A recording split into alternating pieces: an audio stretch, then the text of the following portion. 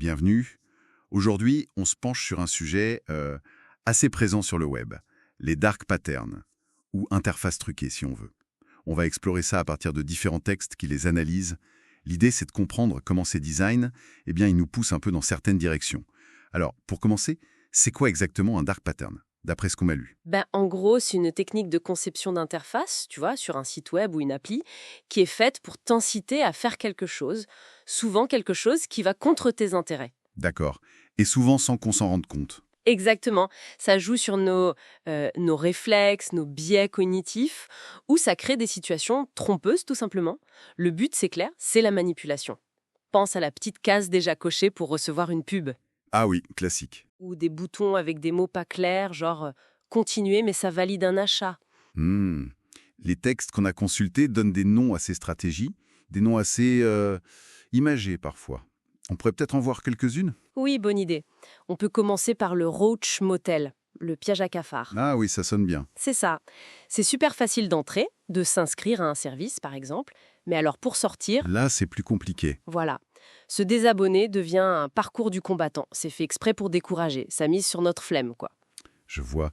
Une autre technique mentionnée, c'est le confirm shaming. Ça, c'est... Particulier. Ah oui, la culpabilisation. C'est ça. Au lieu d'un simple non merci, on te met une phrase qui te fait sentir un peu bête ou radin si tu refuses.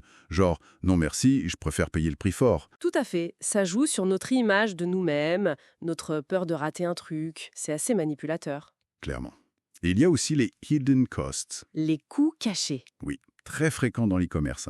Tu remplis ton panier, tout sans bloquer, et puis, au moment de payer, paf, des frais supplémentaires qui sortent de nulle part. Livraison, frais de dossier. Et ça arrive tout à la fin, quand on est déjà bien engagé dans le processus. Exactement. Psychologiquement, c'est plus dur de faire marche arrière à ce moment-là. Et les textes insistent là-dessus. Et là, forced continuity, continuité forcée. Ça aussi, c'est courant. Ah oui, l'essai gratuit qui se transforme. Directement en abonnement payant. Voilà. Sans un avertissement clair, sans une notification juste avant, on se retrouve abonné sans l'avoir vraiment décidé consciemment à ce moment précis. Le manque d'infos est clé. Tout ça pose quand même des questions éthiques et même légales, non? Absolument. C'est ce que soulignent nos lectures. Ça abîme la confiance entre les utilisateurs et les services.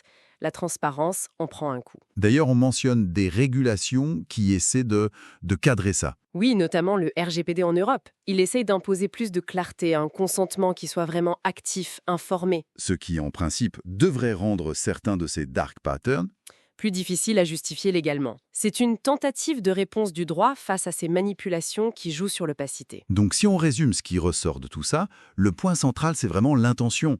C'est pas juste une mauvaise conception par hasard, c'est pensé pour. Pour nous influencer, délibérément. Et souvent pas dans notre intérêt. C'est ça le cœur du problème. Tout à fait. Du coup, apprendre à les repérer, ces pièges, le motel à cafard, la culpabilisation, les frais cachés, les abonnements forcés, c'est déjà un bon début. C'est la première étape pour naviguer un peu plus, consciemment et protéger ses propres choix. Ce qui nous amène à une dernière question, peut-être pour réfléchir un peu plus loin. Au-delà des lois, quelle est la responsabilité des entreprises, des designers qui créent ces interfaces, d'un point de vue éthique? Et à l'inverse, nous, en tant qu'utilisateurs, comment on peut encourager des pratiques plus respectueuses, individuellement ou peut-être collectivement?